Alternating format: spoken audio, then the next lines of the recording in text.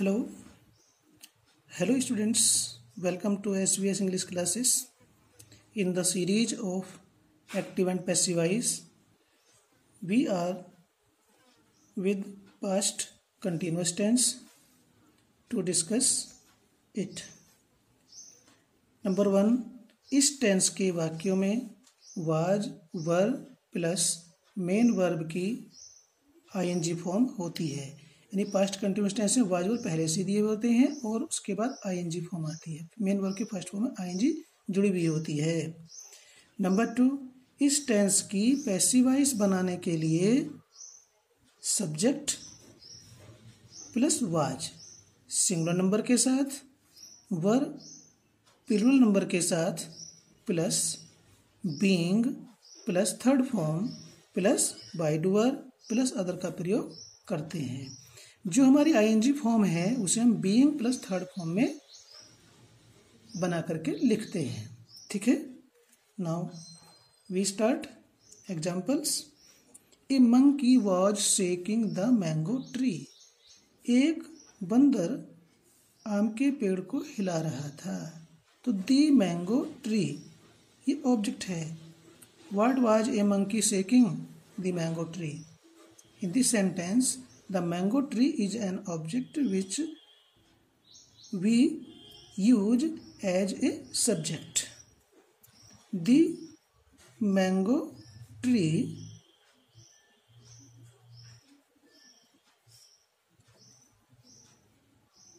Singular number है, was आएगा। अब देखिए जो शेकिंग है इसको हम लिखेंगे बीइंग और थर्ड फॉर्म होती है इसकी शेकन। ठीक, डूअर है इसमें a monkey, by a monkey. ठीक है, now we come to example number 2। This boy was not stealing the grammar book. तो what was this boy not stealing? The grammar book. We are getting an answer to our question. What? The grammar book is an object. Here it becomes a subject. The grammar book singular है तो was he आएगा। हम इस was को प्रयोग नहीं कर रहे हैं क्योंकि हमारा जो न्यू सब्जेक्ट है वो सिंगुलर नंबर में है, इसलिए वाज का प्रयोग कर रहे हैं। नॉट स्टीलिंग को लिखेंगे बीइंग स्टोलन। डूअर है इसमें दिस बॉय, तो by this boy, full stop.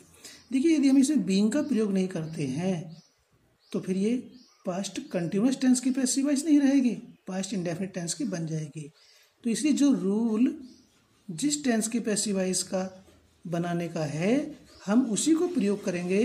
Other को प्रयोग करेंगे तो सेंटेंस रॉन्ग हो जाएगा। नेक्स्ट है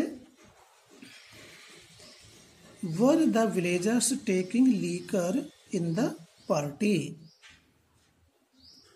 क्या ग्रामीण पार्टी में लीकर ले रहे थे? लीकर मीन्स होता शराब। इंटरोगेटिव फर्स्ट टाइप है और इसमें ऑब्जेक्ट है लीकर। ठीक है, तो लीकर अनकाउंटेबल नाउन है और अनकाउंटेबल नाउन सिंगुलर नंबर में आते हैं। तो क्या आएगा लीकर के साथ? वाज। इंटरोगेटिव है तो शुरू में रखेंगे was liquor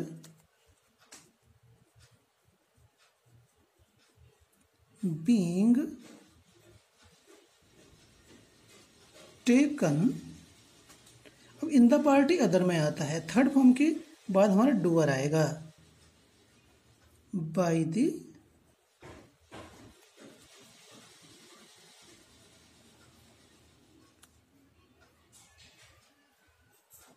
villagers in the party.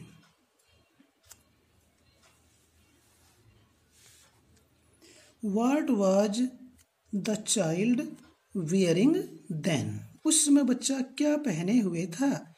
तो बच्चा पहन रहा था what. इस सेंटेंस में ये ऑब्जेक्ट है, शुरू में रखा हुआ है, क्वेश्चन वर्ड है, तो क्वेश्चन वर्ड शुरू में है, ऑब्जेक्ट के रूप में रखा हुआ है, तो इसको यहीं पर हम इसको सब्जेक्ट के रूप में ले लेंगे what. अब पता तो है नहीं क्या है what, लेकिन सिंगुलर में है, ठीक है, क्योंकि इससे संख्या की जानकारी नहीं हो रही। what was, अब देखिए इस तरह के सेंटेंस का जिसमें what ही ऑब्जेक्ट के रूप में रखा हुआ और वही सब्जेक्ट बनेगा, तो इस तरह का सेंटेंस का स्ट्रक्चर तो इस तरह के सेंटेंस से टैली करेगा। जो ऊपर दे रखा है ये इससे टैली नहीं होगा, इस स्ट्रक्चर से टैली नहीं होगा, तो इस चीज का ध्यान रखेंगे। तो स्ट्रक्चर ही हमें माइंड में रखना है। व्हाट वाज बीइंग, वेयर की थर्ड फॉर्म होती है WORN, वॉन। डूअर इसमें चाइल्ड है, by the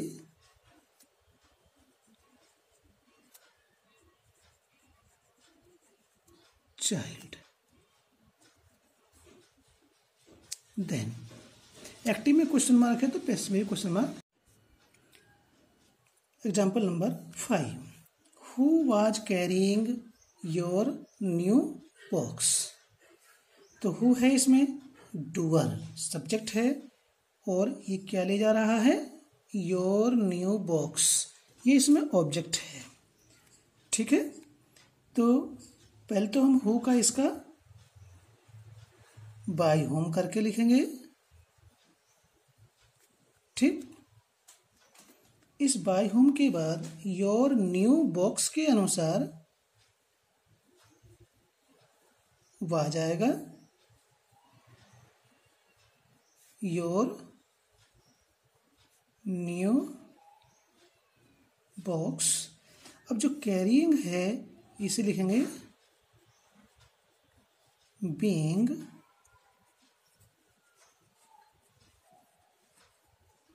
carried, question mark. या फिर इस प्रकार से कर सकते हैं, who was your new box being carried bye, ठीक है। हु का बाय हम न करके यहाँ हु दिखा रहने देंगे और ये बाय कैरीड के बाद आ जाएगा। Which pen were you buying last day. तो यू क्या खरीद रहा था, विच पेन। यहाँ इस हेल्पिंग वर्ब से पहले दो शब्द आ रहे हैं और इन दो शब्द क्या है, ये क्वेश्चन वर्ड है और ये नाउन है। ये इंटरोगेटिव एडजेक्टिव के रूप में यहाँ कार्य कर रहा है और इस क्वेश्चन वर्ड के साथ ही हमारा ऑब्जेक्ट जुड़ा हुआ है, इससे अलग नहीं होगा। तो इसको हम यहीं पर रखे को सब्जेक्ट के रूप में ले लेंगे, विच पेन, ठीक है। यदि हमारा ऑब्जेक्ट क्वेश्चन वर्ड के साथ साथ आता है और मेन वर्ड के बाद में नहीं आता, तो ये अपने स्थान पर रहकर ही सब्जेक्ट के रूप में प्रयोग किया जाता है और इसका स्ट्रक्चर अदर इंटरोगेटिव से डिफरेंट होता है। ये स्ट्रक्चर इसी तरह के वाक्यों से टैली होगा, जो ऊपर हु है या हाउ वाला है नीचे ये, ठीक है। इससे भी डिफरेंट हो सकता है, ये डिफरेंट ही है जो मैंने आपको यहाँ पर लिखा है, क्योंकि इस हाउ मैनी वर्कर्स में ये ऑब्जेक्ट नहीं है, सब्जेक्ट के रूप में है, तो इससे तो ये टैली करने का नहीं है। लेकिन हाँ, इसमें ऑब्जेक्ट होता तो टैली होता। पेन के अनुसार वाज, बाइंग को लिखेंगे हम बीइंग बोट। डूअर इसमें यू है, बाय यू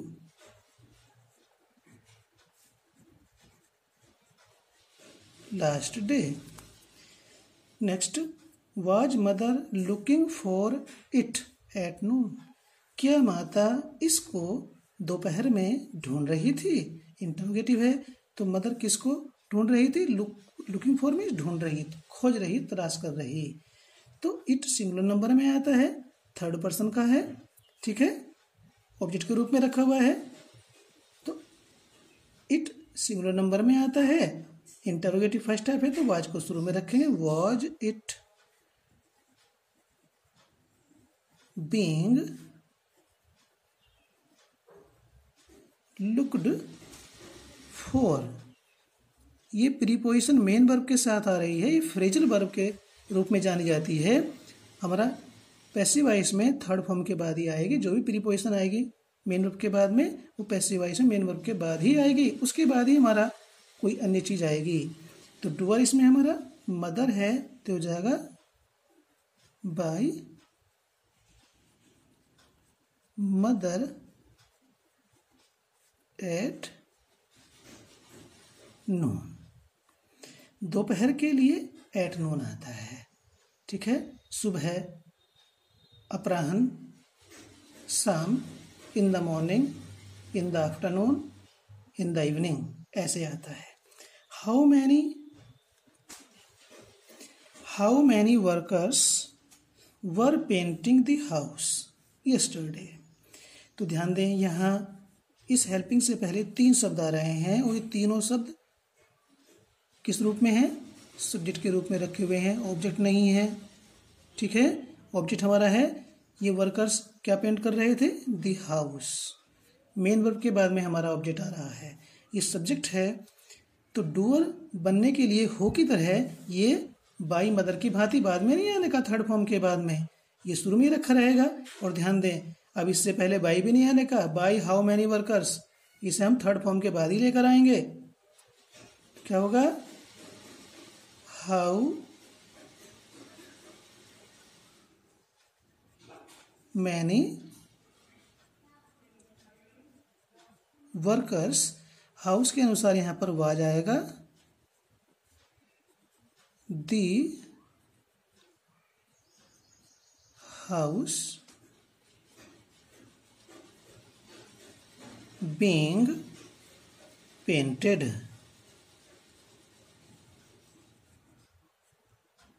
बाय। डूअर शुरू में रखा हुआ है, यस्टरडे।